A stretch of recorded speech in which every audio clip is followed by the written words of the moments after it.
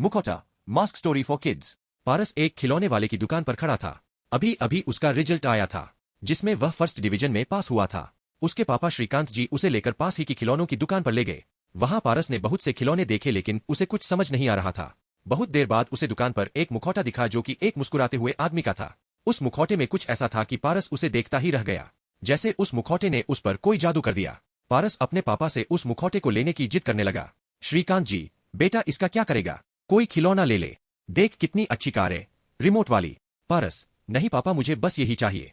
हार कर श्रीकांत जी ने उसे वह मुखौटा खरीद कर दे दिया। दोनों घर के लिए चल दिए। कार में बैठकर पारस ने मुखौटा लगाया और सामने वाले शीशे में देखा। उसमें वह काफी डरावना लग रहा था। उसने झट से उसे उतार दिया। पापा, क्या हुआ? अपनी शक्ल देखकर डर गए। यह कहकर पापा जोर से हंसने लगे। पारस, मैं किसी से नहीं डरता, वो बस पहली बार लगाया था तो अजीब सा लग रहा था। पारस ने मुखौटे को पीछे की सीट पर रख दिया और खिड़की से बाहर देखने लगा। तभी उसे काली हुडी पहने एक आदमी दिखाई दिया, जिसने वही मुखौटा पहना था। वह पारस की ओर हाथ हिला रहा था। पारस, पापा देखा, वह आदमी जिसने मुखौटा पहना है मुझे बुला रहा है। पापा ने देखा, लेकिन वहां कोई नहीं था। पापा, कहाँ है बेटा? कोई भी तो नहीं है। लगता है तुम इस मुखौटे से डर गए हो। अगर ये तुम्हें पसंद नहीं है तो इसे बाहर फेंक दो। पारस, नहीं पापा, ये तो मैंने बहुत मन से खरीदा है, इससे अपने दोस्तों को डराऊंगा। इसी तरह बातें करते करते दोनों घर आ जाते हैं। घर पर पारस की मम्मी तनुजा के पूछने पर पारस उन्हें मुखौटा दिखा देता है। तनुजा, बेटा ये क्यों ले आए? इससे लोग डरेंगे।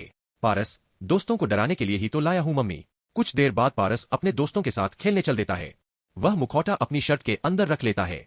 उसके सभी दोस्त पास के मैदान में क्रिकेट खेलने के लिए इकट्ठे हो जाते हैं। तभी वह मुखौटा पहनकर सभी को डराने लगता है। उसके सभी दोस्त इधर उधर भागने लगते हैं।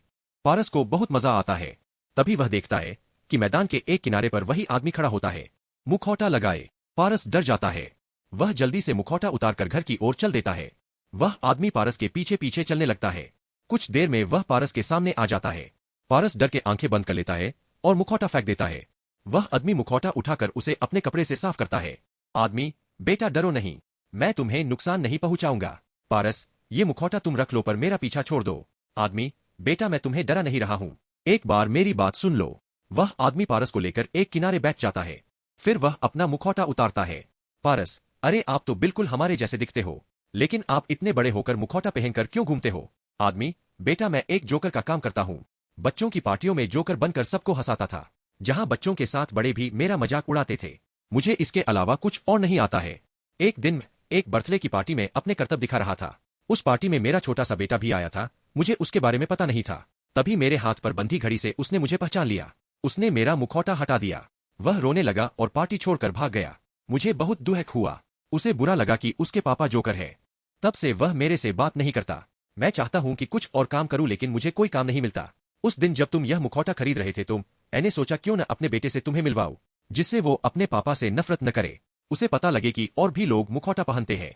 पारस, बस इतनी सी बात है अंकल, यहीं पास ही में मेरा घर है।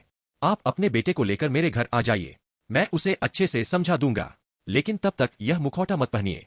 आदमी, बेटा तुम नहीं जानते तुमने मेरा कितना बड़ा बोझ हल्का कर दिया। तुम चलो मैं आता हूँ। पारस घर आ जाता है। वह घर आकर अपने मम्मी पापा को सारी बात बताता है। कुछ देर में वह आदमी अपने बेटे सूरज को लेकर आ जाता है। पारस, सूरज तुम अपने पापा से गुस्सा क्यों हो? सूरज, भला किसी के पापा जोकर होते हैं? मेरे पापा ने मेरे दोस्तों के सामने इंसल्ट कर दी। श्रीकांत, बेटा कोई काम छोटा बड़ा नहीं होता, और वैसे भी तुम्हारे पापा ये सारा काम मुखौटा लगाकर करते हैं, इसलिए चिंता करने की कोई जरूरत नहीं है। उन्हें कोई नहीं पहचानता। उसके बाद पारस सूरज को वह मुखौटा दिखाता है। उसे पहनते ही पारस का चेहरा ढक जाता है। सूरज भी मुखौटा पहनकर देखता है। तनुजा, बेटा आपके पापा बहुत महान काम करते हैं। बच्चों को हंसाने का ऐसा हर कोई नहीं कर सकता।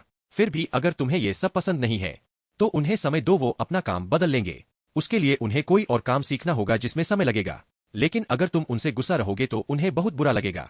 यह सुनकर सूरज रोने लगता है और अपने पापा से लिपटकर माफी मांगने लगता है।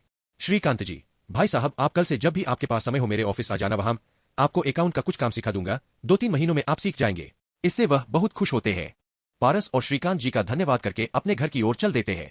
श्रीकांत जी, बेटा कोई भी खिलौना आज तुम्हें वो खुशी नहीं देता जो इस मुखौटे ने तुम्हें दी है।